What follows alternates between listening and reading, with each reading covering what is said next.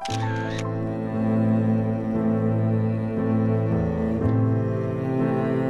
muda Bapak 2 sak angkat. 2 sak masukin molen gitu. Sekarang mah udah nggak kuat Bapak.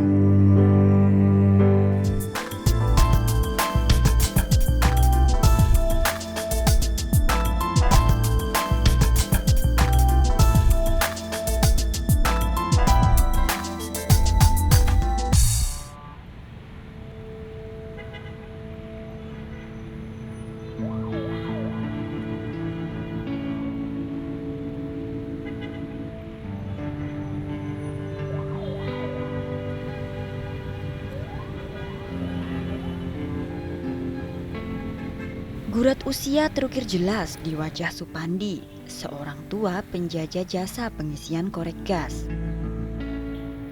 Setiap hari, lelaki berusia 62 tahun ini bergerak menyusuri jalanan seputar Kota Tua, Jakarta Barat. Panas terik tak sedikit pun menyurutkan langkahnya. Pak Ndi, begitu ia akrab dipanggil, berjalan sambil memanggul kotak kayu berisikan botol-botol gas sumber penghidupannya. Di usianya yang tak lagi muda, Pak Ndi masih menghidupi diri dan keluarganya. Bergerak dari satu sudut ke sudut kota lain mencari pelanggan.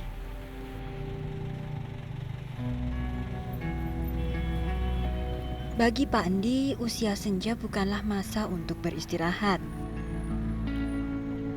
Rp1.500 adalah harga jasa yang Pak Ndi dapatkan setiap satu pengisian pematik gas.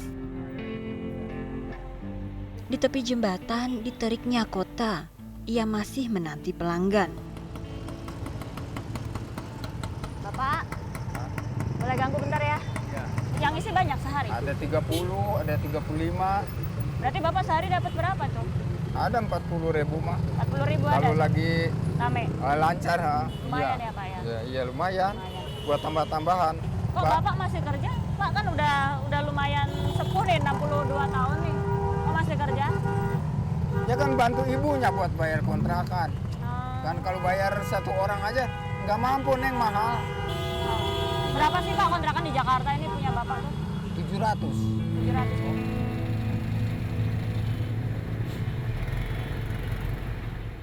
Sebelum menjadi penjajah jasa pengisian korek gas keliling, Pak Ndi berprofesi sebagai kuli bangunan. Namun, usianya tak mengizinkan lagi untuk ia bekerja berat.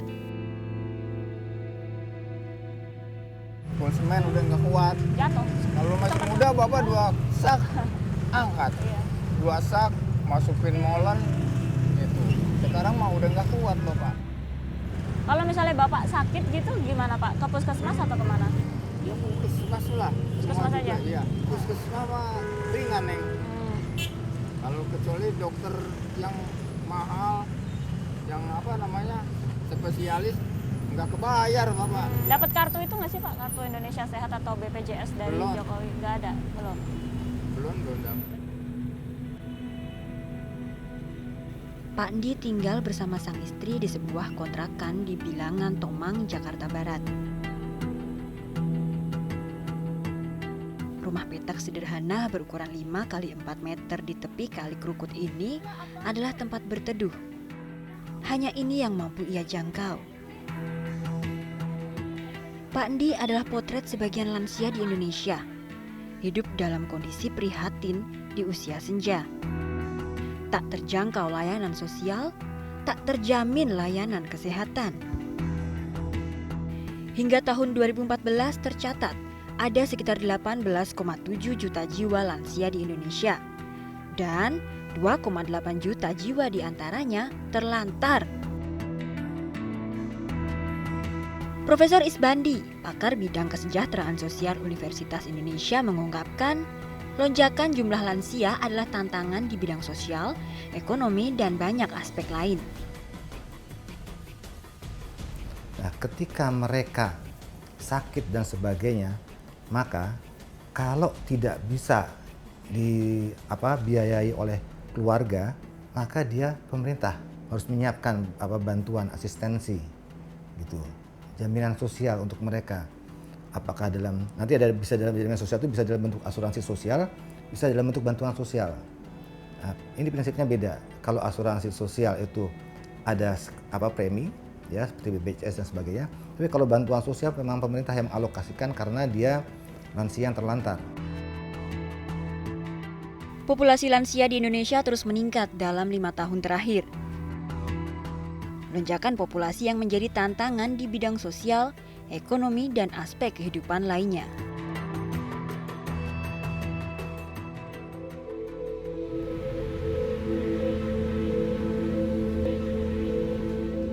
Sayangnya, hingga saat ini pemerintah belum mampu menjamin kelangsungan hidup lansia terlantar.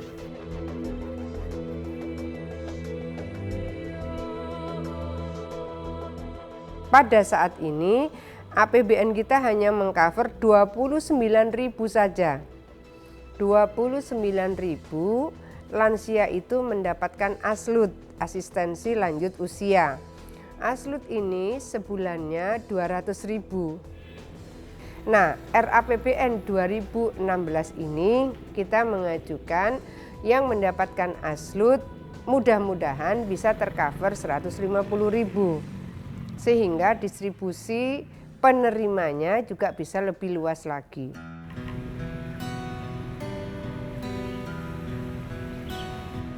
Anggaran bantuan negara rupanya tak sebanding dengan jumlah lansia yang membutuhkan. Lalu, kemanakah perginya mereka yang terlewatkan?